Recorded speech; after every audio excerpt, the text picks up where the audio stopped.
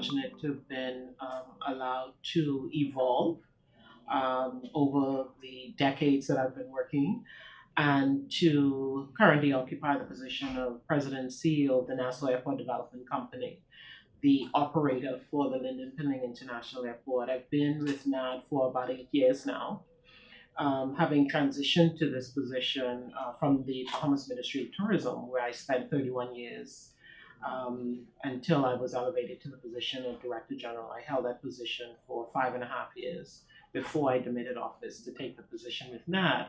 So, over those decades of work experience in the hospitality industry in particular, it has been quite a journey. And I say that because women in hospitality, there are not a lot of examples of women in leadership roles in the hospitality industry. So it was important for me to use the role models that did exist, people like Natica Simonet, who was really the first Bahamian female to own and operate a successful small hotel. And she expanded that into quite an undertaking. That always impressed me because she was pretty much the only Bahamian female who had risen to that level in the hospitality industry. So that was really important to me to learn from her strength, the characteristics that she displayed in terms of doggedness and focus and all of that, while embracing the people around her and bringing along other people. So that was an important lesson for me. And that clearly helped me as I transitioned through the Ministry of Tourism and into NAD, to be able to understand that it really does take a team effort to allow you to achieve all of your goals, whether personal or otherwise. You really can't do them all by yourself. And so you learn as you go along how to use the best of your life experiences and the people around you to help you to achieve what you want to achieve. While I was at the Ministry of Tourism, I had a number of female supervisors as well who were really very instrumental in allowing me to occupy positions that others thought I was too young to occupy. You know, that issue of being too young to be given responsibility is one that I think is probably a bit irrelevant today. But certainly back in the 1980s, for example, when this was an issue for me, it just made me even more determined to prove people wrong, that in fact I was not too young to be given certain responsibility. But it was other women in the Ministry of Tourism who actually gave me that responsibility and who allowed me to prove that I was competent to do the job. So I value that. People like Melanie Farrington, who was my first supervisor at the Ministry of Tourism. People like Joan Albury, who allowed me to move from one department into her department, the marketing department, where I found my true love, marketing. So that was very, very helpful. But it's not just female mentors who were important to me. People like Vincent Vanderpool Wallace, who actually saw in me what I didn't see, which is that leadership, quality, and capability to become the Director General of Tourism. Vincent said to me one day, he said, in order for you to replace me as Director General, there's some things you need to do. Wow. You need to get out of the marketing department and you need to understand the product that you're marketing. And the best way for you to understand the product that you're marketing is to work in the product development department. And I was not happy because I didn't quite get it, because I thought I'm doing a great job in marketing. Why do I need to go work in product development? I understand the product. Like, what are you saying? But he was right. He was absolutely right. Once I moved into the product development department and I got to really work with the stakeholders of the industry, the ones who actually produced the what we call the product, whether it was taxi drivers, straw vendors, hair braiders, the tour operators, ferry boat operators, all of them. Once I got to understand their specific challenges and opportunities, it made me a much better marketer.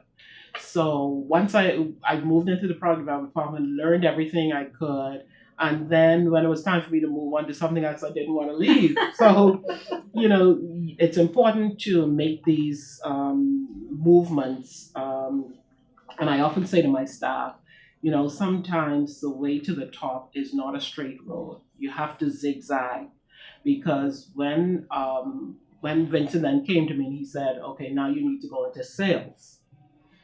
I sort of looked at him like he's grown two heads. I'm like, why?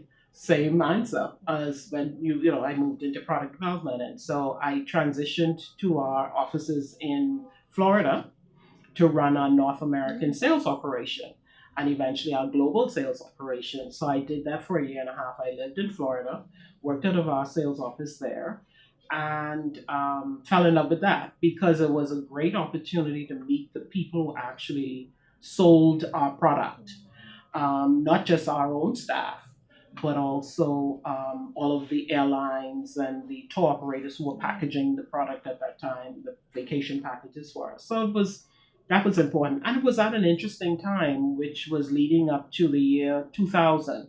And you'll recall the scare of the Y2K and what that was going to mean, and the disaster was going to be. And so we had to transition from paper files to electronic files, and an important part of that, obviously, was the way that travel was being booked. So people were going from picking up the phone and calling a travel agent to actually beginning to book their vacations online. So we had to learn a whole new dispensation, right? We had to understand how we could, as the Bahamas, how we can put ourselves in a position where when people go online to book a vacation, the Bahamas was what they thought of first, and we made it easy for them to be able to book their Bahamas vacation online. So we had to undertake a whole new series of sessions, contracts, agreements with online travel agents, Expedia, Travelocity, and all of those. So that was a really important phase in our evolution in tourism. So I was happy to be able to guide that along. And then, of course, the events of 2001, September 11, 2001 came, and the world changed. It was, in my view, that disaster helped me to become an even better leader. Coming out of that September 11th event, because the week prior to September 11th, we had lost our own offices to a fire. So we were having to manage our staff and everything from a temporary location. We relocated to the British Colonial Hilton, and we were having a management meeting to talk about what we were going to do in terms of long-term office space. When we were called to the a boardroom to watch what was going on television, which was the Twin Towers being struck. That changed travel forever, because on the next day, September 12th, was the first time ever that not a single flight landed or took off from this airport. It was very scary.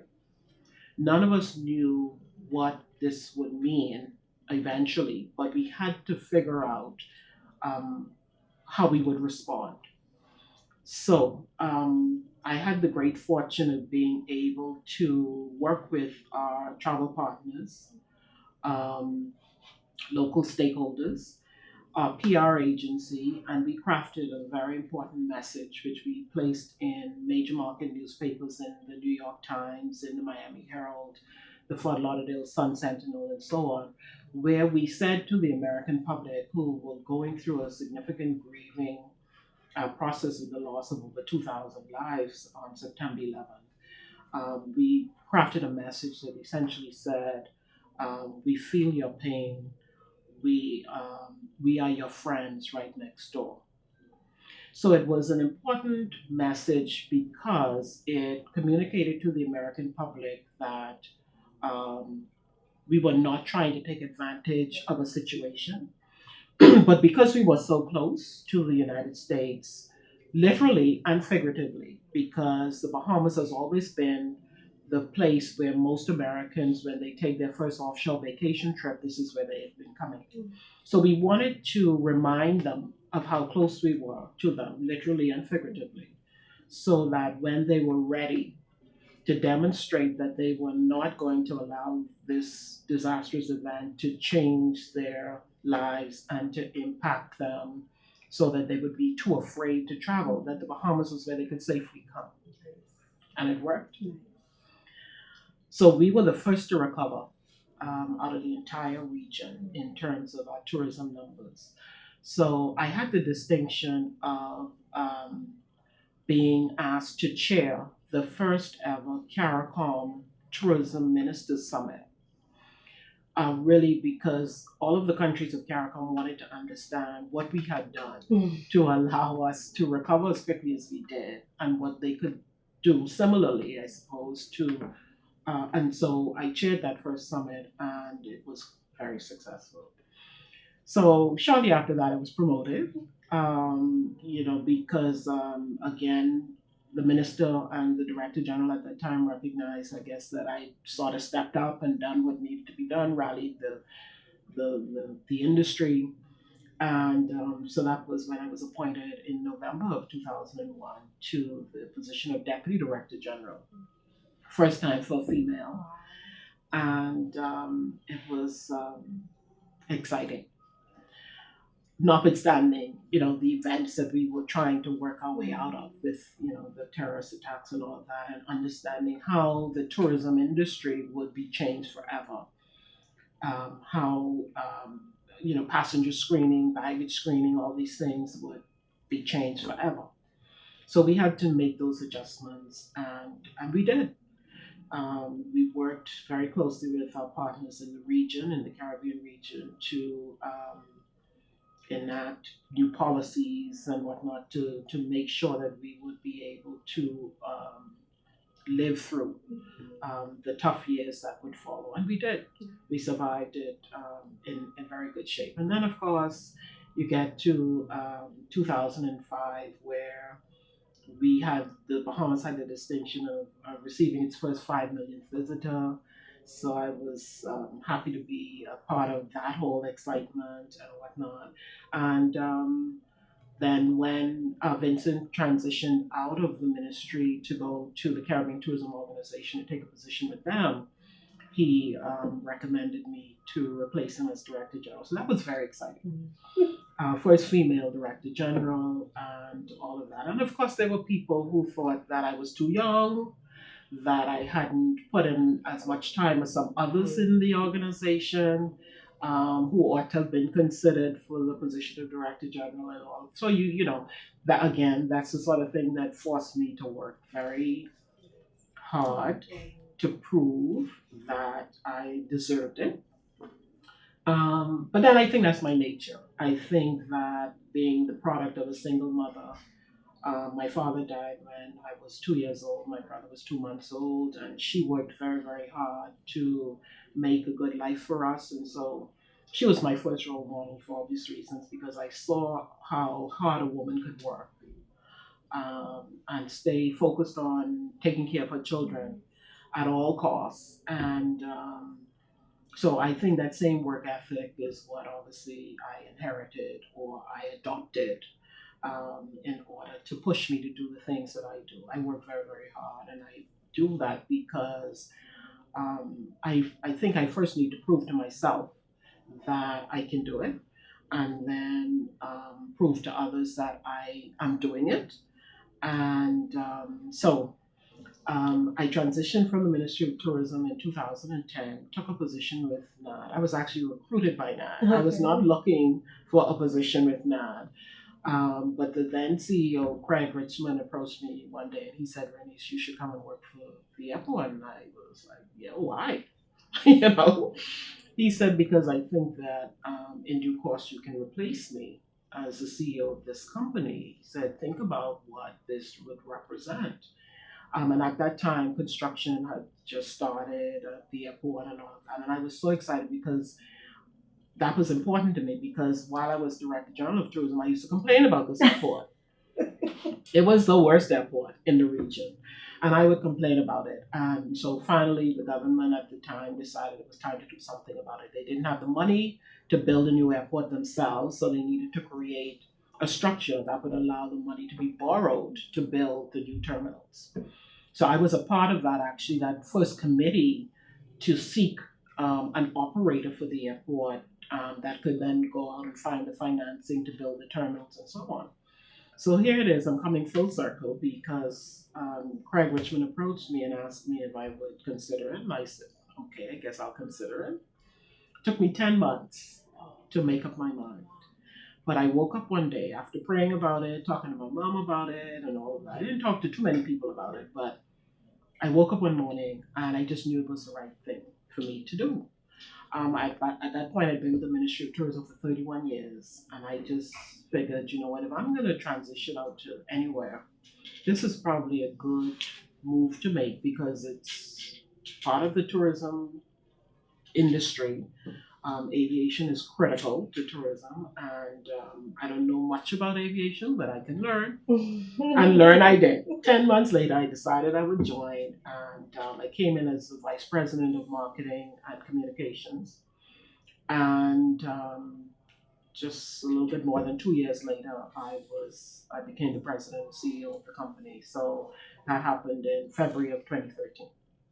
A couple of major achievements would be the the way that we were able to recover so quickly after the events of September 11th. Okay.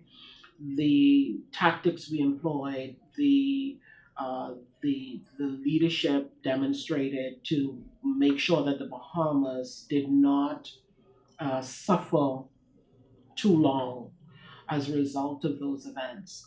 Some of the rest of the Caribbean are still struggling to recover, because the the changes that had to be made to the tourism infrastructure.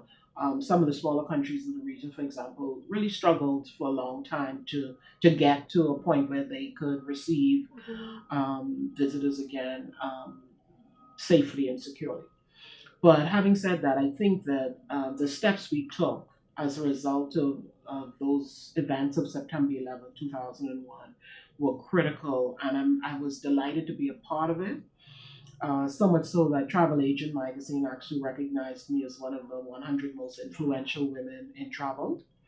So professionally, I think those activities that we took after the events of September 11th were my greatest achievements. I looked at them with a sense of satisfaction because they were the right things to do and they worked. Nice. Personally, um, I'm a single woman. I have a small nuclear family. As I said, my mom was widowed at very early in my life. Never remarried. I have one brother who has a wife and three children, who sometimes think they're my children, and I sometimes think they're my children. So I have family is very important to me, and I'm so pleased that we've been able to stay a small, close family. That matters to me more than anything.